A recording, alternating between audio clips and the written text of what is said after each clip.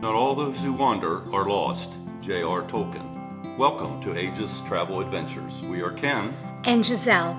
We have been to over 100 countries and are still looking to see what is around the next corner. We love wine, travel, and adventure.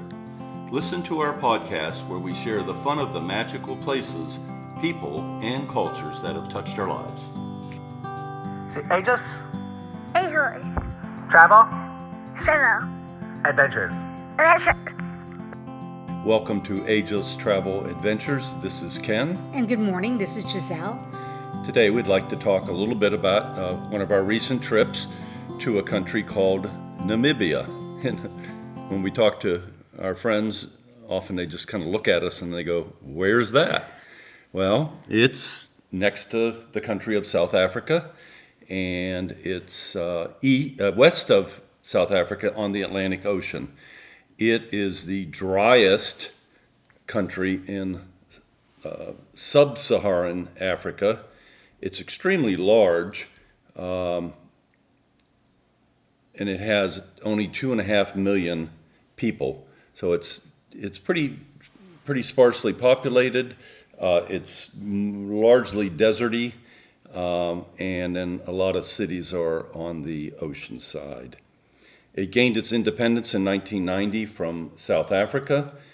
Interesting history. Originally, it was a colony called German Southwest Africa. And over the years, there had been lots of independence movements and so on. So anyway, let's talk about the beautiful part of the country, which is its game preserves. It has many of them. We flew from Cape Town to the capital of Namibia, Windhoek, and it is its largest city by far, and it was interesting, but not particularly amazing. We booked the flights, again, this is before we left. If you had listened to our other podcast, we were already going to be in South Africa. So we had some time, and this is a place we both had always kind of thought looked like fun to go. So we booked a tour with G Adventures, which used to be called Gap Adventures. We had used them one time before when we did Mount Everest, which one day we'll do another podcast about that. It was a joint tour with National Geographic. Which means it was a small tour. No more than, I think we had 12, 15 people, 12 people. And it was National Geographic sets the criteria of what they intend for you to see. So we had our guide who did an amazing job. But we'll start with, we landed in the airport. Well, we flew on an airline we'd never heard of, Airlink, and it was interesting because we knew nothing about the airlines in the southern part of Africa. So we went a day early, and the G Adventures had a hotel, and it was actually the country club at Windhoek, and it was a country club. As dry as it is, very sad casino in it. Yeah, very sad casino, and the property was pretty. It had a nice swimming pool and a nice restaurant, and it was well kept up. So we went a day early, flew on Airlink. It was a jet. Took us I think a little over an hour. It was easy, it was quick, it was efficient, and they served you wine on it was like an 11 o'clock flight. Immediately sat down and go, "Hello, would you like some wine?" I'm like, this is now my favorite airline ever. So we ended up flying Airlink twice to and from South Africa, and it was good. So our first stop was Windhoek, but then we got our information in the evening from our guide, and in the morning we jumped in I'd say smallish bus, 20 some people. Yeah. So there was extra seats, or coach, and we had a driver, and off we went. And Hardy was our guide's name, or Hardesty, and he had lived in South Africa most of his life. He's an amazing guide. He knows sort of everything about everything in that area. Well, the night before we left, actually, two things. When we arrived, we had a gentleman pick us up, and we're driving down the road, and we had been in South Africa, and we had seen baboons, and so we're like, okay, that's kind of cool. But all of a sudden on the road, there is I mean, not just one or two. There is a bunch of baboons on the side of the road. And True. we're like, oh my God, baboons. The guy's like, yeah, they're really annoying because they jump in front of cars and you'll see dead baboons on the road. He goes, they're not sometimes so smart. And we were like enthralled and like, can we stop and take a picture? He's like, no, we don't stop to take pictures of baboons. So we didn't. But the night before we left, we did go out to dinner with our group, and we went to a cute little pizza place and had, I think we had our first experience with game meat. Yep. So, well, Ken did. I didn't. I had a pizza. So we had, Ken had crocodile, springbok, oryx, kudu, and zebra. And people go, "Oh my God, you're killing the animals." They all come. All this meat comes from game reserves that are privately owned, and it's managed and it's plentiful, and none of these animals are endangered. So the crocodile was not very good for me. Tastes like chicken? Nah, it was a little gamey, I thought. But eating one of the top predators in the world, eating them back, I thought was kind of cool. So we started on the trip, and we had a nice group of people. Several of the people, almost everybody, I think with the exception of us, had been on a previous trip with G Adventures, and so this was the continuation of that trip. We were on the second leg of it. So they all knew each other, but everybody was very cordial, and we had a nice time. A couple ladies from United Kingdom were there, and a couple Americans and things like that. So we had a nice time. One young woman, we had one mom, and she had I think a 15-year-old daughter. So, young lady was from Ireland. She was very Irish. Yeah, so we learned a lot of things about Ireland. Yes. But anyway, so we started the trip and we had a lovely time. And the buses. And one thing about Namibia is the roads are probably one of the worst roads in the world. So if you think you have roads with potholes, just go to Namibia, because our potholes are not their potholes. Their potholes are huge. Well, interestingly enough, as huge as the country is, there's lots of roads. The majority of them are gravel. Only 3% of the roads are paved.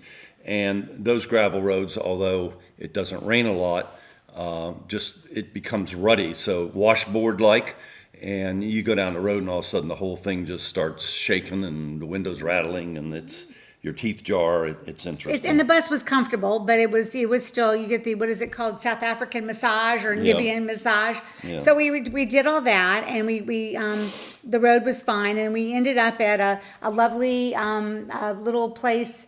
That was our first time we stayed in a, quote, safari hut. It was basically, it's a yurt that's a permanent yurt. So we stayed there, and it was a really pretty place out in the middle of the desert. It's one thing about Namibia, the scenery is so stark that it's just gorgeous. The red clay of the sand, and it's not what you think of typical of Africa, at least what I always imagine. But it looked like the deserts is what at least I thought it was, and it was really pretty. So we did that, and then we also discovered one of our favorite wineries in Stellenbosch, in Windhoek.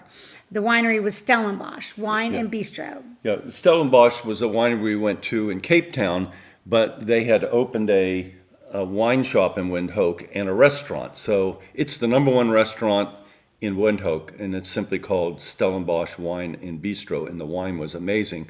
So we went a day early. I know we're backtracking here, but we went a day early, and we took a taxi from the hotel because it was out a ways from the town. And we went to this lovely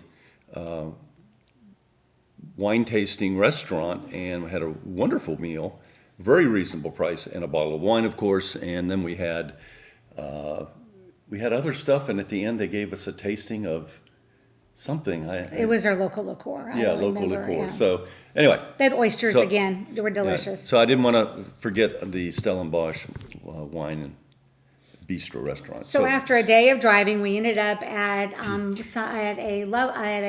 first stop, which was Sossusvlei. And it's part of the largest game park in Africa, the Namib-Naukluft Park, and it's over 19,000 square miles, and it's basically in the Namib Desert, which is the oldest desert in the world. And what's really cool about this, there's like Sousa Valley is a piece of it, and but is the burnt orange color of the sand dunes, and it's just like I don't know, like a rift valley, but it went on for just miles and miles and miles as we traveled, and then we ended up getting off in specialized like dune buggies that were a little bit bigger, or four-wheel drive vehicles, and then we further went back into the dune country, and it was just amazing. They're the highest sand dunes in the world, and some of them are over 1,000 feet tall, and this bright orange color, and they change shape all the time because of the strong winds coming off the Atlantic Ocean. Which I thought was interesting because you think the ocean is pretty far from there, but I guess the winds carry pretty well. And then at this resort was the first time we ever had Sundowner, which we had said before was one of our favorite things we enjoyed in Africa. You go on an evening tour safari. One thing in Namibia that you didn't see a whole lot of wildlife, and we saw things on the side of the road and stuff like that. But like with the other, like in South Africa, where you see more elephants and things like that. Well, there wasn't a lot of trees, so Yeah. it wasn't forest. It was deserty with mostly bush. And I think surprisingly, there's a large number of animals, reptiles that are there, but relatively few large animals because there's not a lot of water nor a lot of food. So we had the Sundowner, and that was you see the sunset in the desert, just gorgeous. And then it was great fun to do that. And then the next day we went out and we did some more driving, and then we ended up at a lot of sand dunes. Actually, at a sand dune that's very famous, it's called Dune 40, and it's a very large sand dune. Yeah, maybe the largest. Yeah, and so Ken, and you have an opportunity to kind of climb up it. Which I didn't. Ken climbed almost up to the top. It was hard coming down, I think, wasn't it? Well, but it was so loose sand because the wind shifted around. At first, you put the ridge of the sand dune. I was going up. You'd have a leg on either side, but it got soft on the right side for whatever reason, and I had fairly short boots on, so the sand was filling up my boots, which made it a lot more uncomfortable to go up. So yeah, but it was very interesting, and it's just beautiful.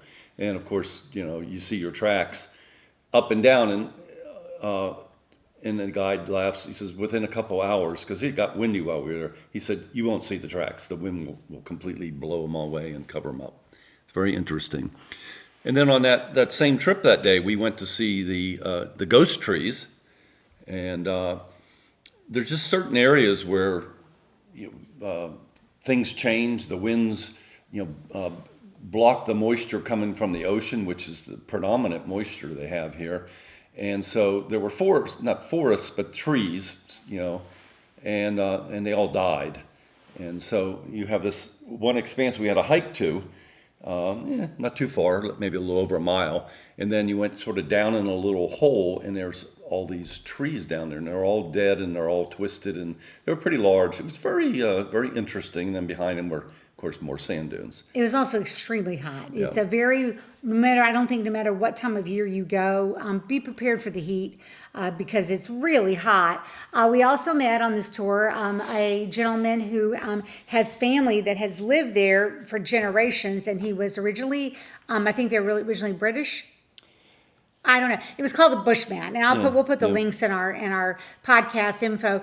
But he came there and he lived there as a child, and then there was a real big boom in the area for a long time with people raising small animals like mink and lynx for their furs, and so there were all these British people that came there and had these farms or factories, if you will, that produced these animals, and for the fur trade. Well, then when the fur trade went out of business, a lot of people just literally walked off their farms. They abandoned them because they had no money and nobody cared. So they walked off, and so he and his family bought up. When I say lots of land, I mean lots and lots and lots of land. There were mountains way off in the distance, and he said, "I own this side of the mountain." And we're looking at it, and it's like way out there. And most of it is desolate. He doesn't do anything with it. He has a small little resort. Resort's kind of a generous term. A small little place where people can come. And if you Mostly want to go drive tours. up in cars or vehicles Yeah. and spend the night. They're very basic. Yeah, and it's got a pool, and they sell things and stuff like that. He and his wife actually was a tourist who came there, and they fell in love. And so she was originally, I think Japanese. I think she was originally from Japan. So anyway, so he was very interested. And he talked about the history of the country and the history of the Bushmen, which is again he uses that term kind of as a nickname, but he is not a Bushman. There's a whole series. There's a whole tribe of people Nama. They're called Nama, and they were actually yellow people that were there originally.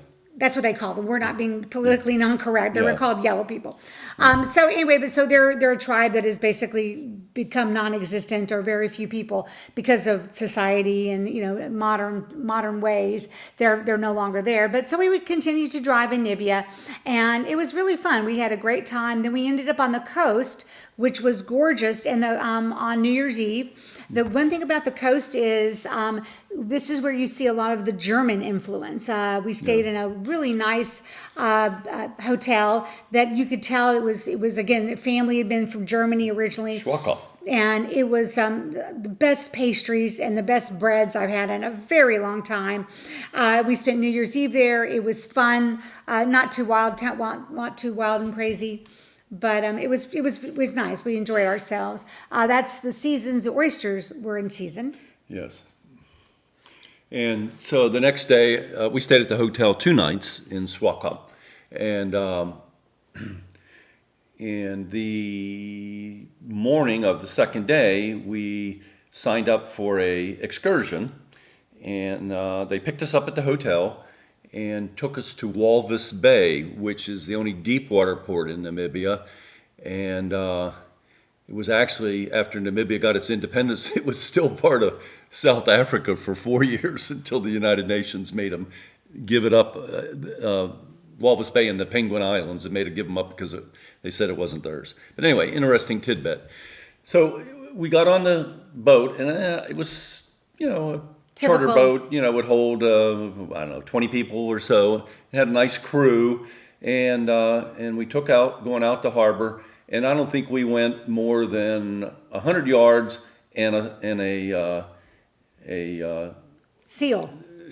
sea lion, a Cape sea lion, jumped up on the back of the ship by the motor and started wandering up through the middle of the cabin to the front.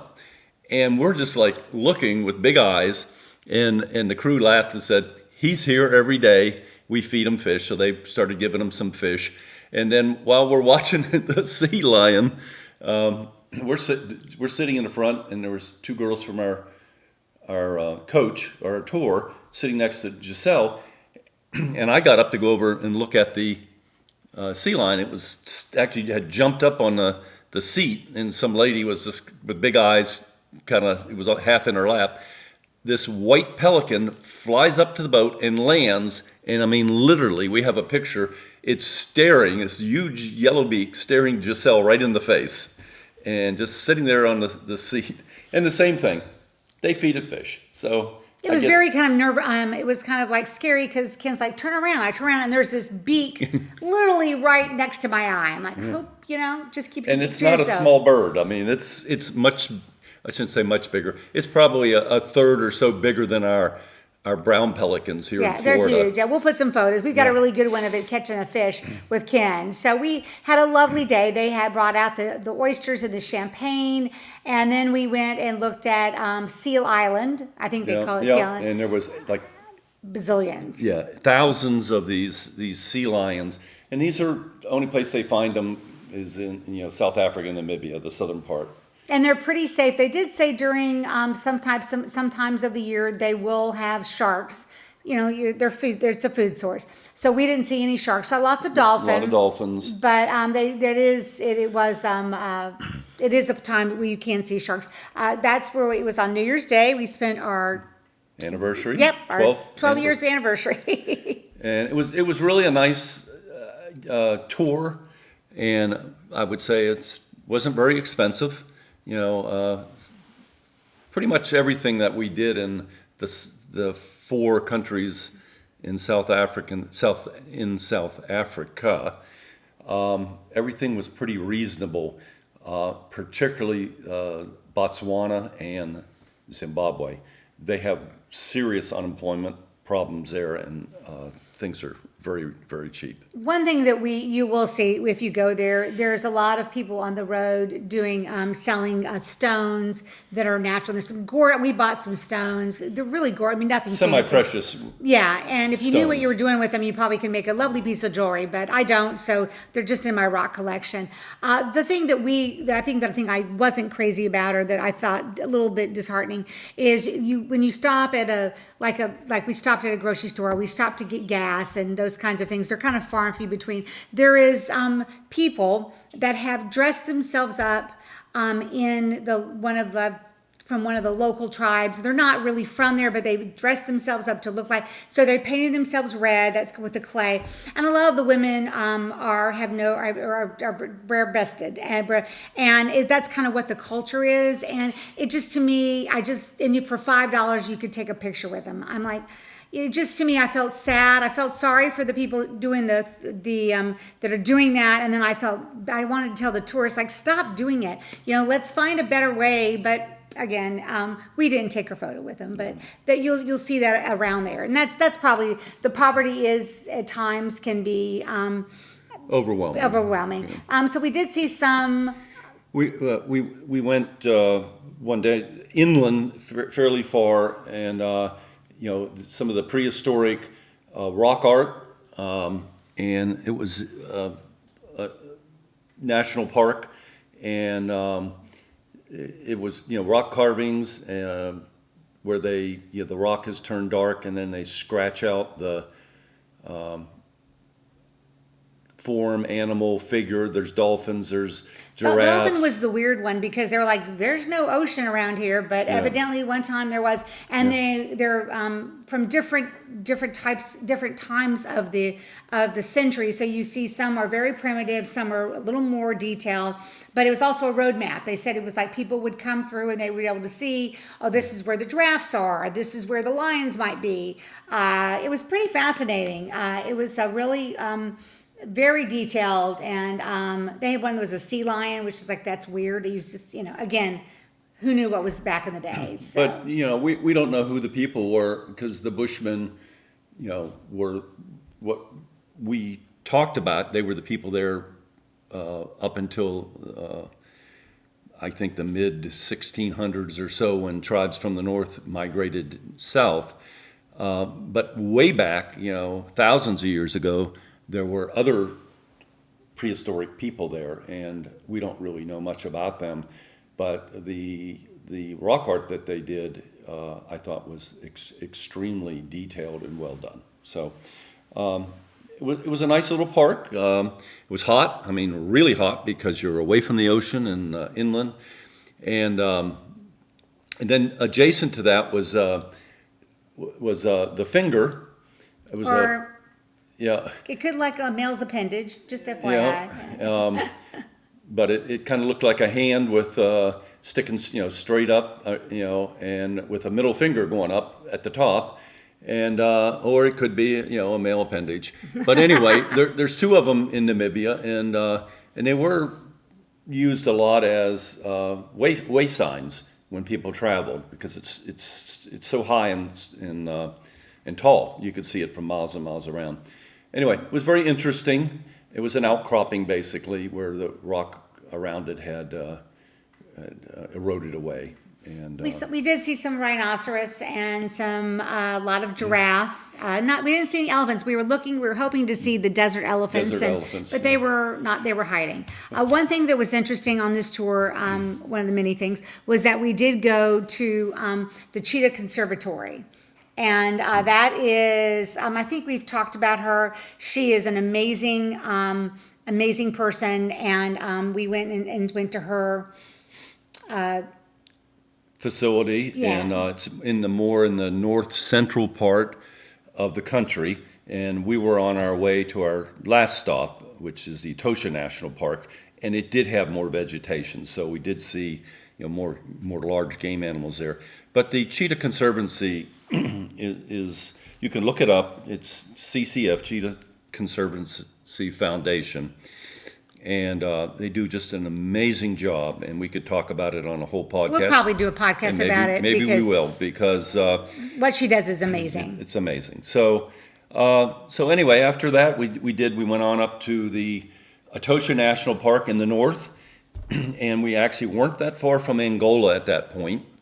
And Angola's had a civil war going on for a long time, and I think it's stopped now, but the country's not considered very safe at this point. Although we have some friends who have a relative or whatever that lives in Angola, so I think if you know your way around, you can probably go anywhere. So, and then after we left Etosha, we did a short drive on gravel roads, and then we got on paved roads, and it was straight paved all the way back to Windhoek. And boy, it was pleasurable not to have your teeth rattling like some of those roads we'd been on earlier. In fact, down at Susaflay, we went to an area, a sub-area of the national park called Cesarium, and it's a canyon carved, short canyon, but still interesting. And we climbed down in that, and it's carved out by water. Well, there's not much water, but when it does, it's created this canyon. And so we also did that down at the Susaflay area. So it was, for a country so big, we covered a lot of ground. There's just, it's a beautiful country. And on the ocean, we did stop. There was a ship wrecked on the coast, and it's called the Skeleton Coast. And if you have a four-wheel drive vehicle or dune buggy type, you can drive up and down the coast. There's many, many, many shipwrecks that on the coast because it's so treacherous. And it's actually called the Skeleton Coast because what's left of most of the ships is their skeletons. That was pretty interesting. We didn't go see them up close because they were far away, but they did talk about it. So that's Namibia. And if you ever have a chance or you're interested in going, we would strongly suggest that you take the time out of your trip to South Africa to see it, because it's well worth your time. It's probably one of the most unique countries we have been to. And the people were it was just a love. We had no negatives. People were kind, and it was easy to get around. And most people spoke English, at least the people we dealt with. Yeah. And easy to. The one thing though, Wi-Fi, there's not much Wi-Fi. In fact, that's another place, one of the few places in the world that we could not use our T-Mobile. So. Yeah, it was not a so country. We could get on use it, but we had to pay for it extra. So get on that T-Mobile, Tonga and Namibia. Yep. So anyway, that was the end of the trip. So my tip of the day is about knowing your limits, because I'm one to not realize that, I didn't drink water or I didn't eat breakfast and it's really hot, I need to take a break. And lots of times we're enthralled on being at a location and a place. And so you tend, at least for me, I tend not to kind of listen to my body, if you will. And as I've gotten older, dare I say those words, that I've realized that I need to be aware of what works for me and what doesn't. I get overheated pretty easy and I start getting dizzy. So now I know I carry some electrolytes packets in my backpack, and I always have water. And Ken is forever telling me to drink water because I don't. And those are things that I have learned to become more aware of. I make sure I have my sunscreen. I make sure that if I'm going to be uncomfortable, then you make sure I can know where the restrooms may be, etc.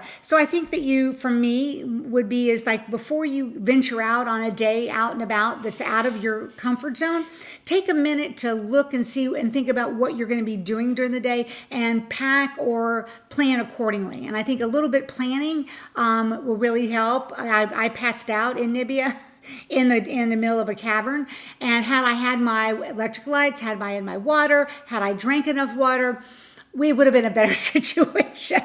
So that's my tip of the day. Plan ahead and think about your limitations. Mine's a quick one. If you're not in a country that takes the euro or a first world country, always have lots of $1 bills with you. It's to buy stuff, to tip people, to whatever.